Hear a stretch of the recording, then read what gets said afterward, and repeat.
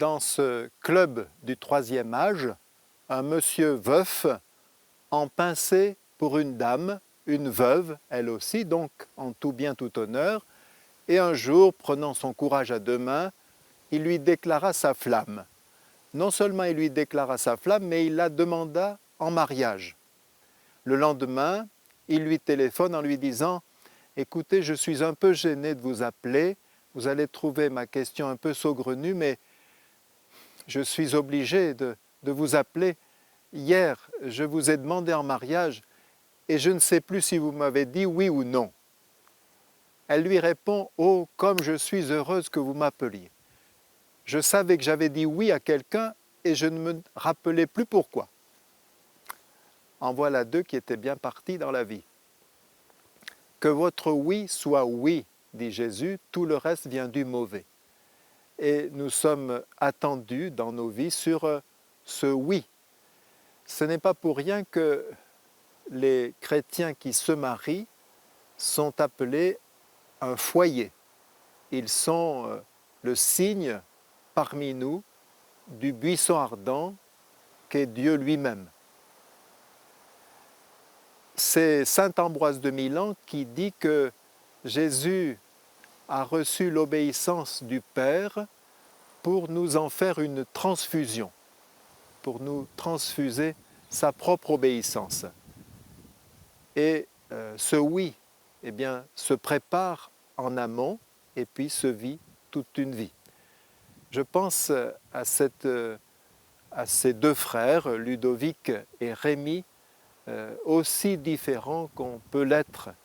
Ludovic est un garçon qui est très positif, très enthousiaste, qui est très arrangeant, pour qui il n'y a jamais de problème, tout peut s'arranger, tandis que Rémi est très négatif, toujours grognon, jamais content. On a beau déployer des trésors de gentillesse avec lui, il y a toujours quelque chose qui cloche. Il verra toujours le verre à moitié vide plutôt que de le voir à moitié plein. Son papa et sa maman, eh bien, essaient de le sortir de cet esprit négatif, de cet esprit de critique continuelle.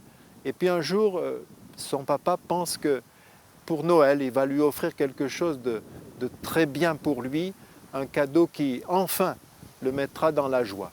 Alors il prend précaution de demander à Ludovic ses idées, et Ludovic lui dit sans hésiter « Ah ben, il attend depuis longtemps une voiture télécommandée. » « Bon, dit le papa, tu en es sûr? »« Ah oui, oui, c'est son rêve, il en parle souvent. » Donc papa va dans un magasin spécialisé, il prend la plus belle des voitures qu'il trouve, après il lui faut choisir la couleur, alors il dit ben, je vais la prendre rouge Ferrari, il lui fait faire un beau paquet cadeau et il va cacher le tout dans le grenier.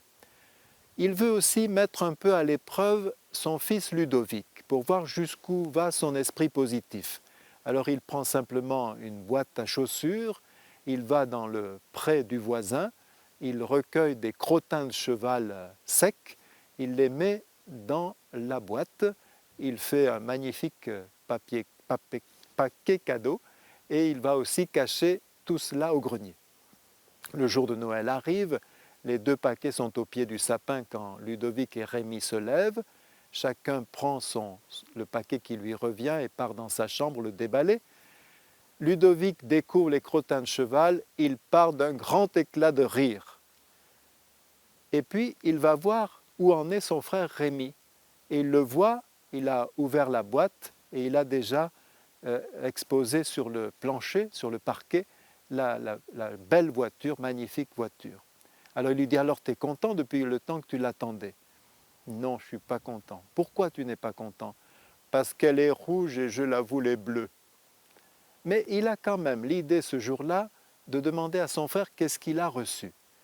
Et Ludovic lui dit « Moi, j'ai reçu un cheval, mais je crois qu'il est déjà parti. » La Vierge Marie, elle, n'a été que oui. Et c'est assez impressionnant de méditer sur le oui de Marie. Parce qu'il y a le oui de Nazareth, mais il y a aussi le oui au pied de la croix.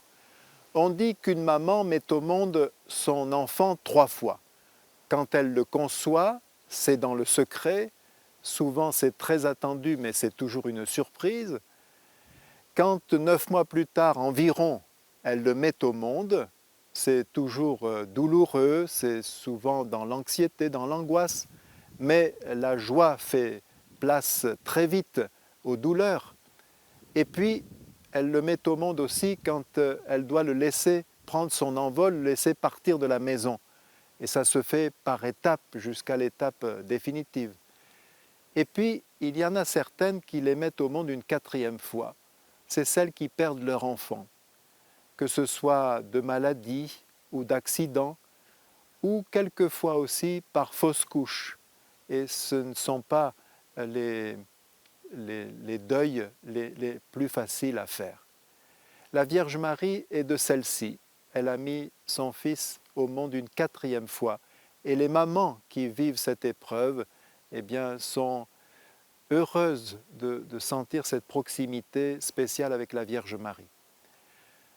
Si un jour vous venez en Haute-Loire, vous découvrirez dans nos montagnes, qui sont un petit peu rabotées, mais c'est des montagnes quand même, vous découvrirez peut-être le beau village de Montuscla.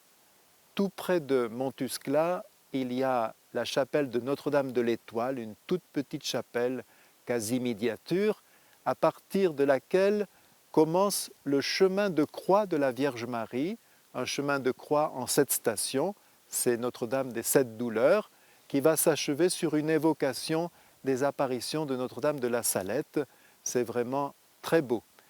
Alors la première fois que j'ai fait ce chemin de croix, je n'ai pas été étonné par les premières stations, puisqu'il s'agit de la prophétie du vieillard Siméon qui annonce à la Vierge Marie, qui porte son enfant de 40 jours, un glaive te transpercera l'âme.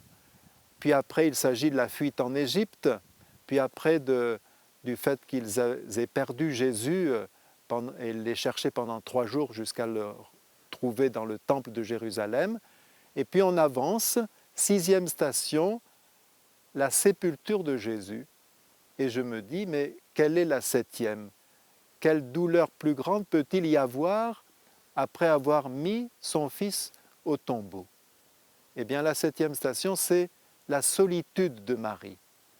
Et c'est vrai que nous en souffrons tous un jour ou l'autre.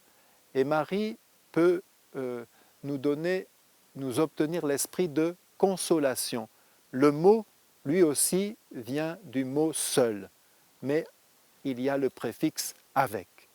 Et nous sentons la présence de Marie avec nous et elle nous évite l'épreuve de la trop grande solitude. Et bien que Marie nous obtienne une transfusion du oui de son Fils.